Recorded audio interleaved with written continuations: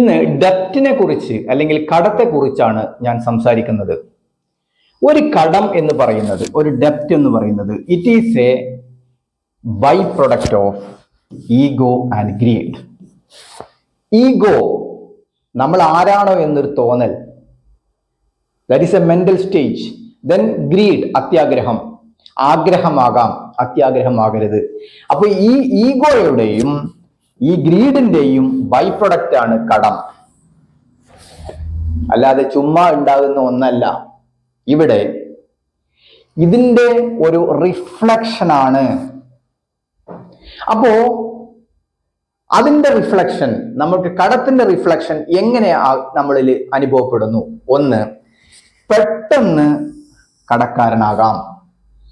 നമ്മൾ ഗ്രീഡോ ഈഗോ ആണെങ്കിൽ പെട്ടെന്ന് നമുക്ക് കടക്കാരനാകാം. പിന്നെ ഉണ്ടാക്കിയത് അപ്പോൾ തന്നെ നഷ്ടപ്പെടാം. പക്ഷെ ഇതിന്റെ ബേസിക് കോസ് ഉണ്ട്, ഒരു കാരണം.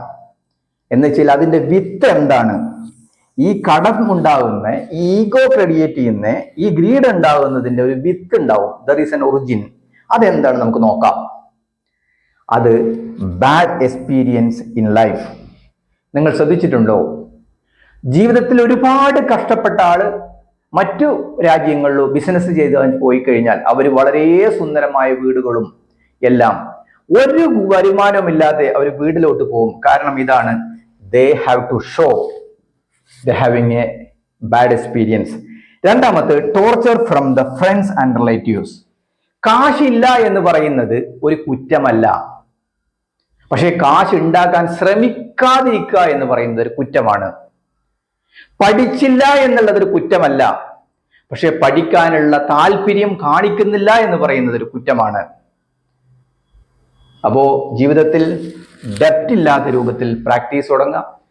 ഡെന്റിസ്റ്റുകൾ ഒരു കാരണവശാലും കടം വാങ്ങി ക്ലിനിക്ക് ഇടുകയോ ക്ലിനിക്ക് ഡെവലപ്പ് ചെയ്യുകയോ ചെയ്യരുത്. അതിൽ നിന്ന് വരുമാനം എടുക്കാതെ അതിനകത്ത് തന്നെ ഇൻവെസ്റ്റ് ചെയ്തതിന് ശേഷം നിങ്ങൾ ക്ലിനിക്കൽ എസ്റ്റാബ്ലിഷ്മെന്റ് വളർത്തണം. Thank you all. I'm doctor Ali, അലിയരിമ്രാസ് dental clinic .com. Thank U.